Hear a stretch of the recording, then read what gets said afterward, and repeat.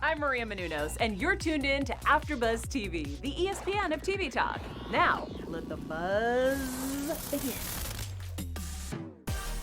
What's up, AfterBuzzers? Thank you guys for joining us via Zoom this time. But if you were here last season, joining us for NBC's Songland, we're glad to have you back. We're so happy that they went into a second season, and we are here to talk with you guys about season 2, episode 1.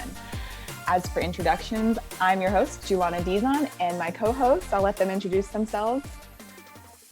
Hey everybody, Violet Connie, and I'm back for season 2. Hi guys, it's Michael Barlow, and I'm happy to be on this panel for season 2 of Songland. Yes, and we have one other, JJ Jurgens. She was with us last season. She got stuck at work today, so unfortunately she can't make it, but she will be here for the rest of the season. And I just wanted to do a quick welcome to Michael because we finally have kind of an expert on our panel. He has been a songwriter. Yeah. So we're very excited to have you and have all of your insight and your comments for this show. It's going to be so awesome. Excited to be here. All right, so let's kick off. So our first premiere episode of season 2, I was super stoked because they started with celebrity guest Lady Antebellum. And if you guys followed along last season, you know that we're all kind of huge country fans. So this was so exciting for us. What were your thoughts starting out, guys, just compared from last season to this first episode? Because there definitely were some differences. What did you think, Violet?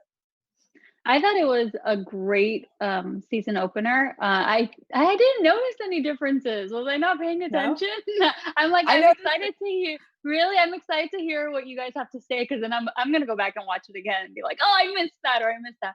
But aside from that, I thought it was amazing. The producers, I'm so glad the 3 of them are back: Esther Dean, Ryan Tedder, and Shane. I can't say his last name. McAnally. We know who you are. I just can't say the damn name. But I'm excited they're back, and Lady A was phenomenal. So I thought it was an amazing episode. Mm-hmm. How about you, Michael? I agree. I think that it was a great season opener. I'm a huge fan of Lady Antebellum. I've seen them live a few times. I just love the cohesion of their music is just wonderful. And I think if anything was one of the biggest differences that from season 1 to season 2 was this first episode of season 2, the music was just so much more polished coming into it than I remember from season 1. Like I think that they had a lot more music to pull from, a lot more contestants to pull from in season 2. So they had some A+ music. Yeah, I would agree with that, because there were a couple songs I was like, wow, this song sounds like it came off the radio. Absolutely. Yeah. Okay, now that you guys mention it, I saw that too. I swear. Okay, well, let's jump right into it. So our first contestant was Tim. He was from Nebraska, which I'm sad JJ's not here, because JJ's from Nebraska, so shout out to Nebraska. His original song was called Losing You. And my first thoughts on this were that it was very soulful. I immediately liked it. Like as it kind of kept going on, and as the chorus kind of kicked in, I was like getting more and more chills. So that to me, and I think to anyone, is obviously a sign that it's a good song that you can relate to. And it was kind of interesting to me because it was a happy beat, but the lyrics were sad. Yeah. So how about you guys? Thoughts? I feel like you hit the nail on the head. It's a beautiful song. It's kind of haunting, I think, lyrically. Like you said, the music was very upbeat, but the lyrics were a lot more haunting than the music kind of let you know what was coming. One of the lyrics that stuck out to me, "Darling, give me something I can hold on to," it's a very good, very genius lyric to me. I love the song, and then it being about the kind of once you get over the first year of marriage, and then it becomes just like all the work that's required. And it resonated with me. I'm getting married in a couple of months, and so you are? Yeah, and so Congratulations. This is good to know. Thank you so much. I know, that's actually that when they said that is kind of the thing that made me start imagining like, wow, this is a really emotionally loaded song. And I know Violet, you've been married, so like, can Yes. you relate to that?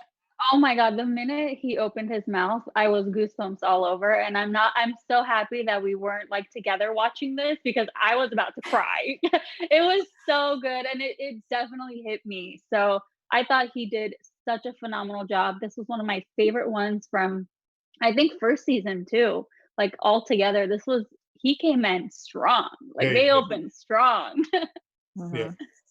I got chills when Charles and Hillary from Lady Antebellum, when they sang the song, like just kind of ad-libbing a little bit. I got like, I was like, that's the melody and the harmonies between those guys is what I love about Lady Antebellum so much. And when they brought that into the song, just kind of sitting there casually, I was like, oh God, this song can be something amazing.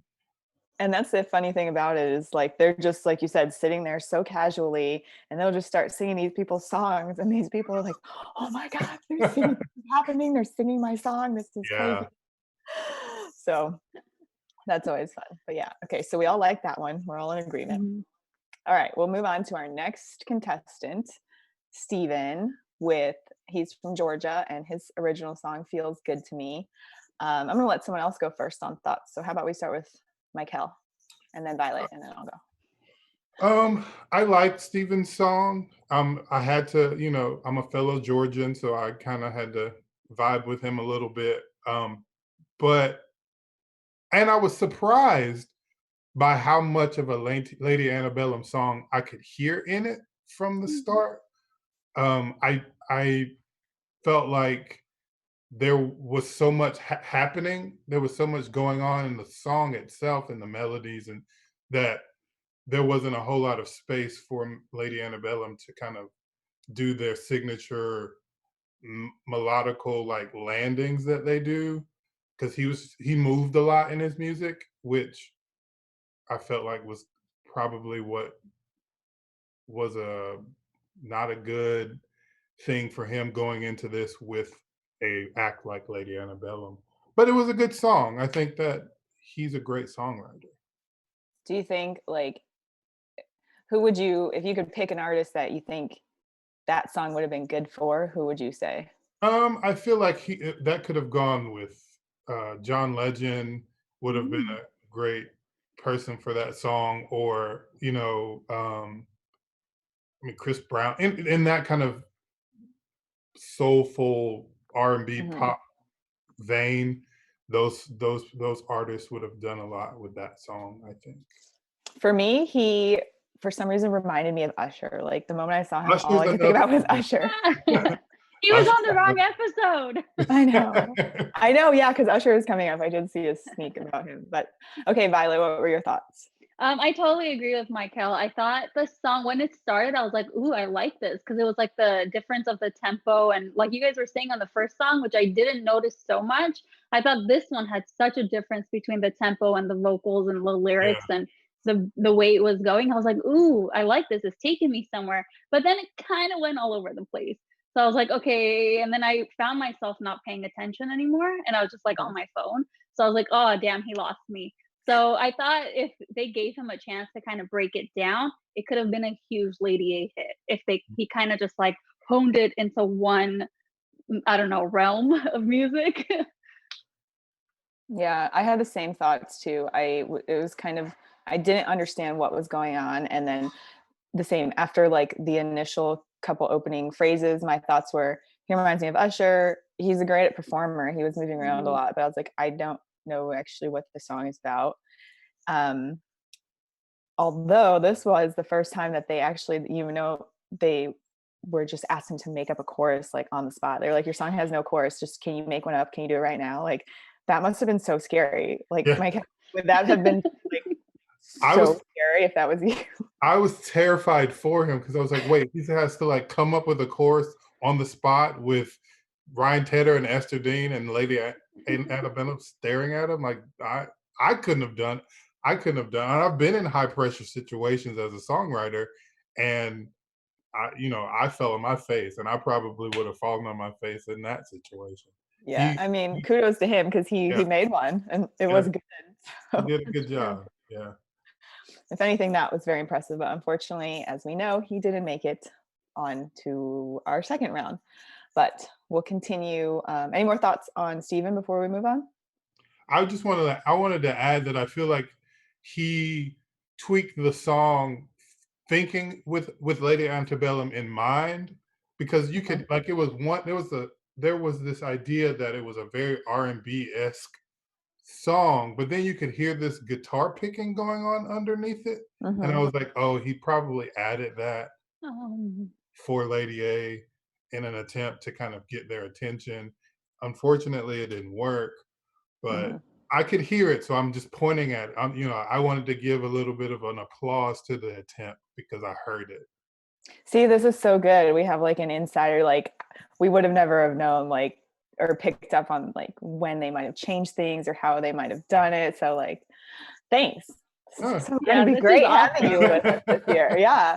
Cause like, that's so interesting too, because we've always wondered last season, like, I'm sure they submit with their original song and then they don't know who they're going to get placed with for their celebrity. So once they find out, are they allowed to make changes? How much time do they have to make changes? Those are all questions that would be great to ask if we get a guest this season. So we'll make a mental note. All right, let's move on to Madeline. She's from Canada, super cute. And her original song was called I'll Drink to That. And Violet, I'm going to let you start with your opinions on this one because I feel like you guys... I'm obsessed with this girl and I'm obsessed with her song. When she first started it, I was like, I need to bump this. I need to sing it. I need to learn all the lyrics. But as it went along, I was like, it kind of sounds like bro country. Like, the Jason Aldean and like all the stuff Maddie and Tay sing about. I thought it was very much in that realm. But I don't want to get too much into it. But when they tweaked it, ooh. Okay. Oh, I'll save that for the second round. What about you, Michael? No, I think she was super cute. I felt like her song was probably the most summer song of all of the contestants, which I know they referenced at the beginning that was kind of what they were looking for, was something to add to their summer tour release and things like that. It was the most summer song, and I love the lyrics of this song because they were so, like, to me it was complete, but as we learned, it was because it was kind of derivative of so many other country songs. It was kind of easy to give you a complete package, which she did. And that's why I liked it. I was like, oh, this is a complete song. Like, she has nailed this type of song. And, kudos to her. Great job, Madeline. Yeah, this was a song specifically that I was referring to earlier when we were talking about ones that sounded like they just came off the radio, because you're right, it does sound like a song that Maddie and Tay have on their album now, or it sounds like a bunch of other country songs that we've heard. And that's kind of honestly why I think I liked it so much. Yeah. Because we do have so many country songs that are about that summer and drinking beer and girls in shorts, but it's like, but we still like that stuff, right? Yeah. Don't we? Yeah. Yeah. My favorite thing about this, though, I mean, I think obviously Madeline, you can tell that like she kind of is the whole package. Like, she had her look down, she had the song down. Like, you could have put her up on a stage as an opener and I would have thought she was signed to a label. It's like she was very put together. But my favorite thing about her whole section was right when she walked out, Esther goes, oh, look at her pants. I was like, yeah. It was just like, she was just like, oh, I need those pants. Yeah. I need those pants. I know. Actually, my friend, it was funny because my friend is a designer and she's done like runway looks for Lindsay L and stuff. Her name's Stephanie, but she makes outfits like that where it's just like all sequin pants. And she actually had, like, I covered the ACM Awards last year in Vegas and I had an outfit of hers that was like that. It was just like sequin pants and a sequin tube top. Wow. I think I remember that. Yeah. I remember seeing that. I loved it. Yeah. So Violet, if you want some, I got a girl. Yes. All right, guys, we're going to move on. We're going to move on to our last contestant, Ryan from Arizona, and his original song, Long Way Home. I'll go ahead and start with this one. First of all, I loved his voice. And I love when he came out, he just seemed like such a like I don't know how to like describe it, but just a very nice, soulful, kind of like quiet, honest person. I got that vibe from him. And the message of his song I thought was such an important message for everybody in life. You know, it was like let people go their own way, pretty much. And I thought it was an amazing song. And if Lady A doesn't take it, somebody needs to take this song. Somebody else famous. What are your thoughts, Violet? Oh my God, this song, I totally agree with you on what he seems like as a person. I just want to hug him. I know, And they, the song, the minute he started, I was like, wow, it was like goosebumps on top of goosebumps. And the song actually reminded me very much of Zach Brown's Highway 20 Ride. It was kind of that like, just, oh, the melody. Oh my God, I'm like thinking about getting goosebumps all over again. It was, I'm like in love with this song, and I think I want to download the original. Yeah, I can see that comparison. This song it needs to be on the radio. Somebody needs to pick it up. Yeah. Michael? I gave him a chill factor of 10. Like I got chills immediately when he opened his mouth.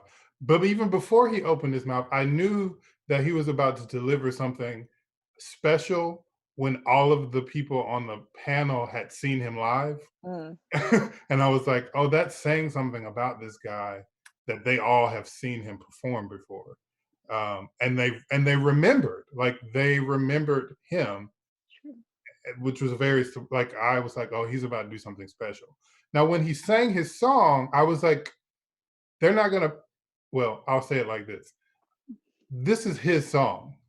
That I would hope that somebody would come along and help him release that song as an artist, because I can't see anybody else doing with that song what he did with that song. Because the lyrics were so earnest, and he as a person just came off as this super earnest person. I don't know who else could do it that perfectly. It's a beautiful song. Like sometimes the heart takes the long way home. I like wanted to like lay down on the floor and cry because it was just such a beautiful lyric. Us and all our quarantine feelings right now. That's funny. Yeah, it is pretty cool. And like that's the cool thing about these songwriters, especially like I think a bunch of these people specifically were from Nashville on this episode. But it's like you're playing these shows, you're playing these bars, you do this for however many years as a songwriter, singer-songwriter, and sometimes people see you. Yeah. You know, that's crazy that Lady A and who was it, Shane? Shane. Yeah, Shane too. And Ryan, if they all had too, seen him, yeah, that's crazy. You know, really, really cool for him. Yeah. So I'm really glad that he got on the show. That's awesome. All right. So, okay. Oh, this was one thing that, so we already mentioned. So Steven got cut and we're moving into the producing round now. But this is one difference that I noticed that we didn't see in season one was that in this season, we saw Lady Antebellum kind of assigning producers to songwriters, which I hadn't seen before. Because I remember that was one of our questions, like, how do they assign who gets to work with who, or do they just pick and choose? So that was one new thing that I liked. And our first pair, we have Ryan and Esther working together on his song. What was his song? Oh, yeah, Long Way Home. Okay, let's see. Sorry, my notes are on my phone. Okay, so my notes on their partnership basically was that it was interesting to hear, and with the notes that you just said too, Michael, about how all the lyrics were so deep. And Esther made a comment and she was like, this is a singer-songwriter song right now, and we need to transition it to be adaptable as a radio song. Like, what are your thoughts on that? Because I think that is a very true thing. Like when a songwriter writes a song, it's very personal.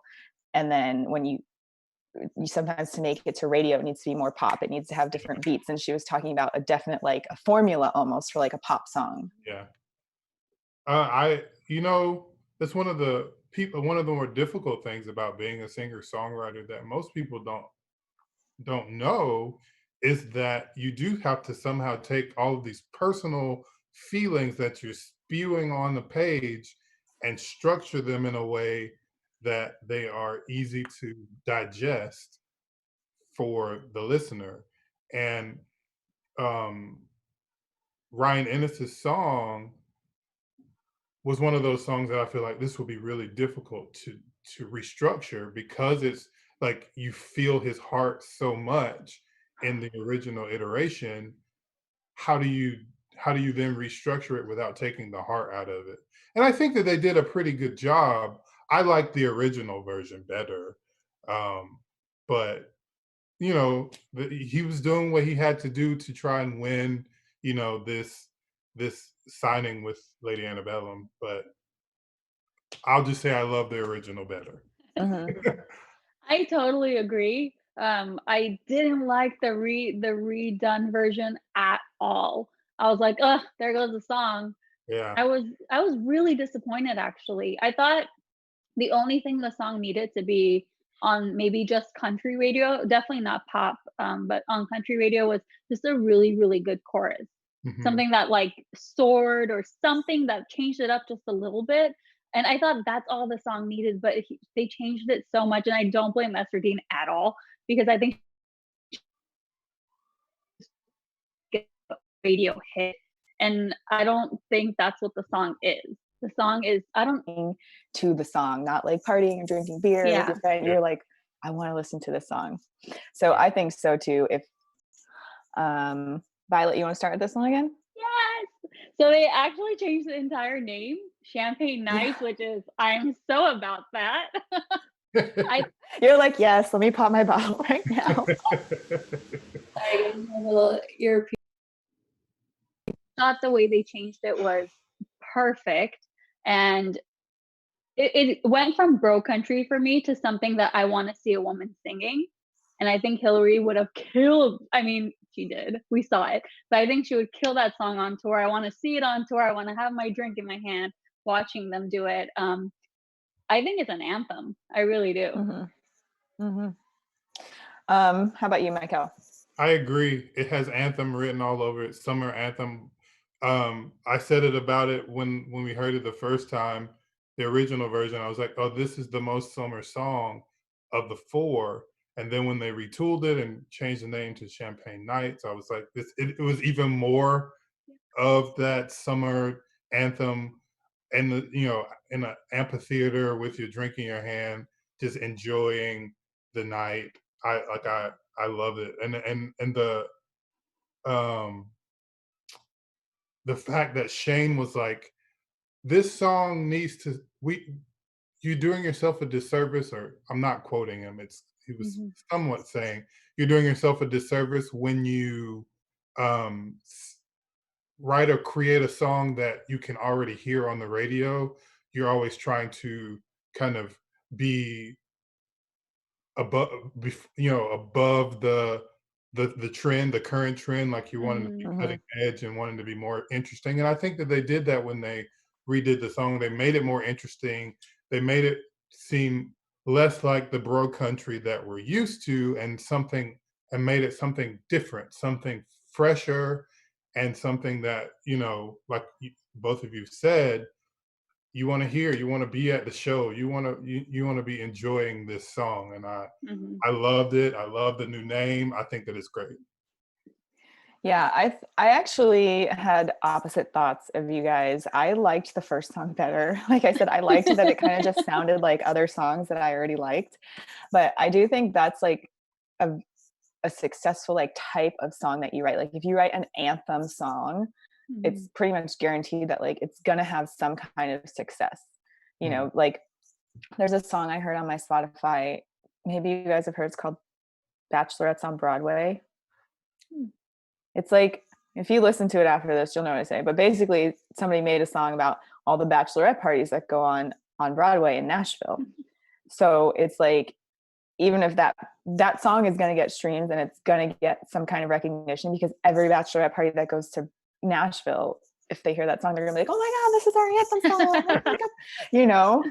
So it's like, definitely, I get that factor of it. But I thought when they redid it, they the beat like seemed pretty slow for me. Like it was like a kind of like a party song, but the beat was really slow. So I felt a little weird when they performed it, but I have other thoughts on that later. So moving on to our last, our last group. So we have Tim and Ryan, and they had to rework it basically to make it a duet. So Michael, let's start with you. Well, first of all, the fact that Tim was like casually saying, "Oh, I had this friend out here, and I'd love her to come in and sing this song with me," and then Haley Orentia casually walks out on stage to sing the song with him. I was like, it was a treat for me as a Goldberg's fan. I was like, who's like what? It was very cool. Like, and it was a beautiful rendition. Like, I already knew the song was going to be a beautiful duet because Lady A kind of gave us a teaser of it, you know, in the first round, and I think that it would. They shaped it perfectly for a duet. The harmonies and the melody just layered perfectly. Like I loved the song. Violet? I totally agree. I thought they made such slight changes to the song, and they really kept the originals, like the concept and the feel of it. They made such slight changes that it just made it so much better. I'm like, I love this song. I want to see them do it. Really, really want to see them. I know will.i.am was like the only one who did this. But I wish they would just choose everybody. Like, it's not going to kill you. Get some like two extra songs, right? Like everyone gets a medal. I know. really want to see them do this song because, like Michael said, the little tidbit they gave us, it was everything. So yeah, I want to see it, and I thought it was amazing. And the girl, I don't know who she is. I didn't know she was. I guess Michael, she's an actress.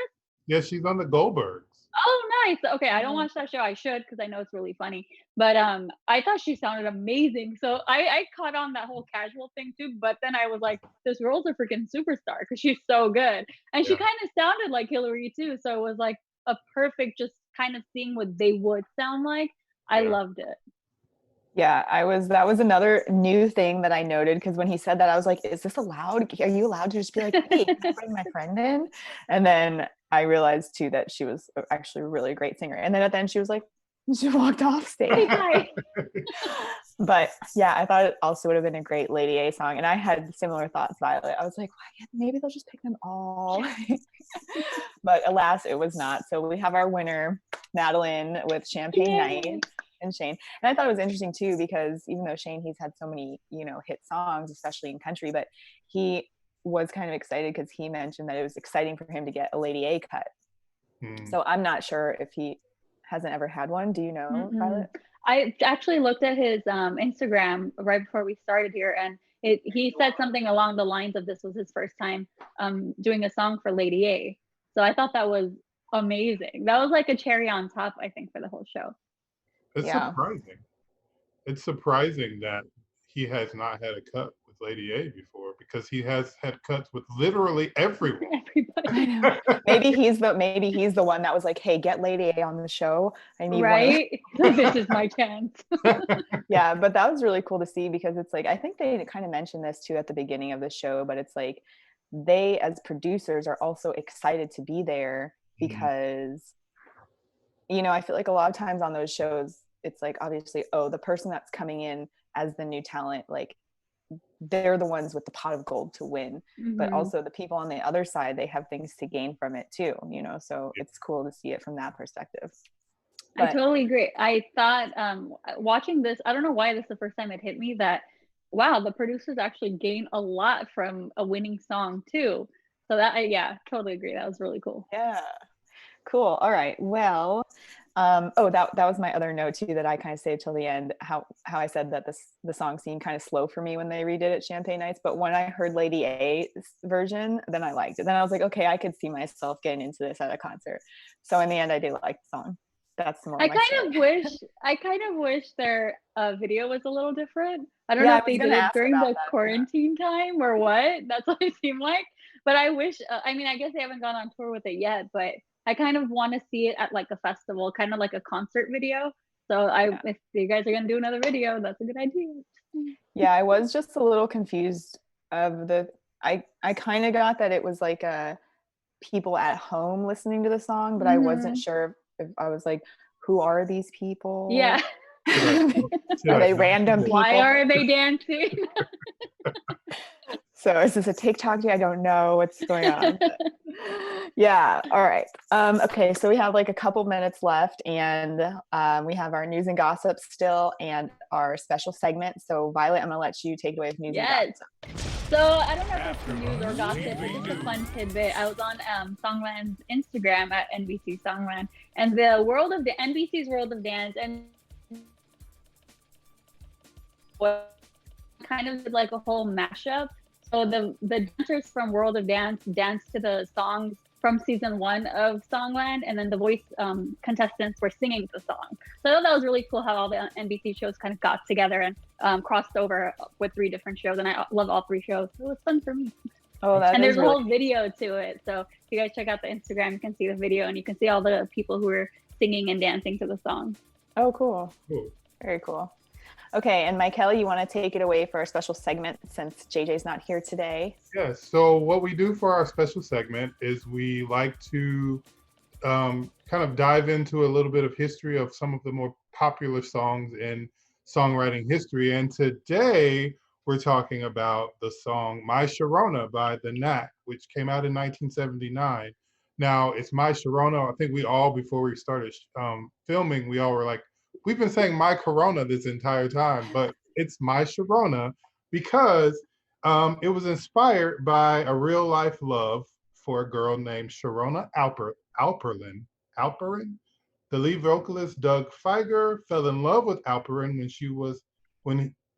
when he was 25 years old. She was the muse for a number of the band's songs. It was like getting hit in the head with a baseball bat. I fell in love with her instantly, Fieger reminisced. He stated that the only way he knew to express his love for her was in the form of music. According to the musician, My Sharona was written in about 15 minutes. So that is crazy. Yeah, it's really cool. You never know where those hit songs will come from. That is awesome. I love that segment. That's awesome. Yeah, it's cool to see when people have real life muses. Yeah. You know? Yes.